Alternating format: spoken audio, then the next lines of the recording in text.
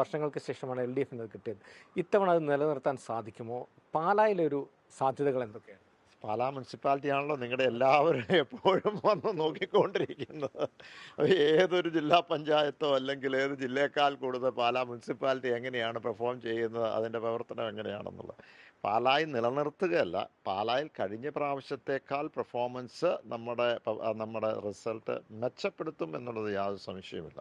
കാരണം അതുപോലെയുള്ള പ്രവർത്തനം, ഞാൻ ഇതേ ചോദ്യങ്ങൾ കുടുംബയോഗങ്ങളിലും അവിടെയുള്ള നേതാക്കന്മാരുടെ അടുത്തും ഓരോ വീടുകൾ സന്ദർശിക്കണം. എന്താണ് നമുക്ക് ചെയ്യേണ്ടത്, മുനിസിപ്പാലിറ്റിയായിട്ട് എന്താ ചെയ്യേണ്ടത്? ഇനി തീർച്ചയായും ഇതിനെ കൂടുതലൊക്കെ ചെയ്യേണ്ടതുണ്ട്.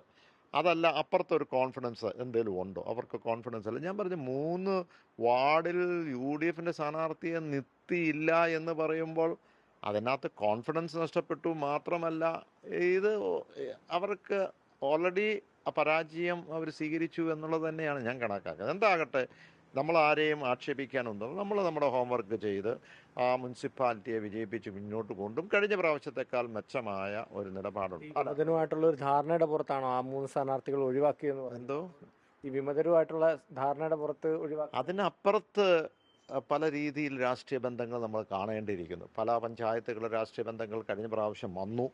നമുക്കറിയാം, മുത്തോലി വന്നു, കിടങ്ങൂര് വന്നു, ഇപ്പോൾ മറ്റ് പ്രദേശങ്ങളെ കൊണ്ടുപോകാനായിട്ട് നോക്കുന്നു.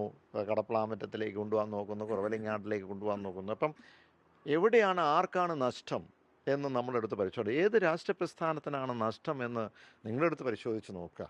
BJP അത്ര വലിയ ധാരണ ഉണ്ടോ? അല്ല, അതെടുത്ത് പരിശോധിക്ക്.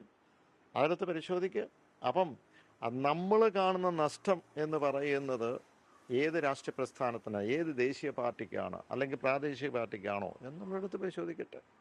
എന്തായാലും ഇത്തവണ ഉണ്ടാവും. പാലായിൽ പാർട്ടി തീരുമാനിക്കും, അതനുസരിച്ച് പോവും.